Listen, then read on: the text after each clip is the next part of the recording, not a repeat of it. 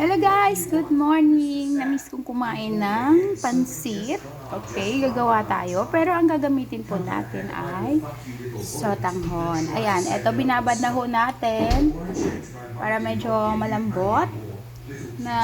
Naihanda na rin po natin yung ating mga pampalasa, bawang, sibuyas. Okay, mix lang ho yan. And then, yung ating additional, meron tayong onion leaves, yan, celery, para mabango, and then carrots, and then the bell pepper, and of course our cabbage. Ayan.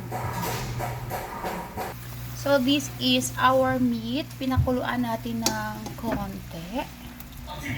So patutuyuan natin hanggang lumabas yung sarili niyang mantika at saka magiging brown.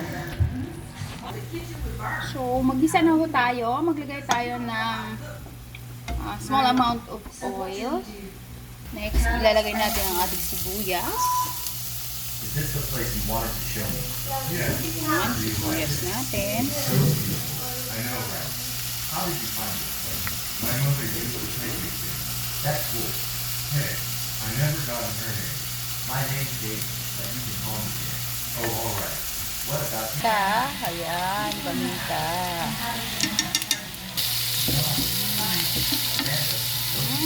Lumalabas na yung aroma.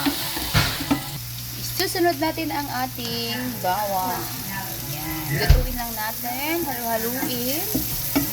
Pa-brown lang natin ng konti, but not overcooked. Ayan, yung ating carrots. Halu-haluin natin hanggang sa maluto. Lagyan natin ng pork cubes. Ayan.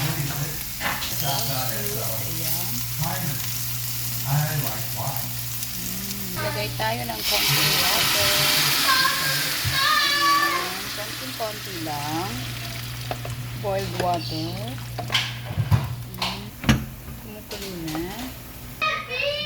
Natin ang panghon. Ayan.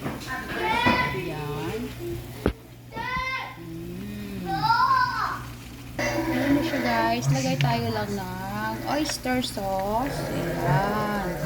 Ayan ang sekreto. Mamacita's oyster sauce. I-swell lang natin. Ayan.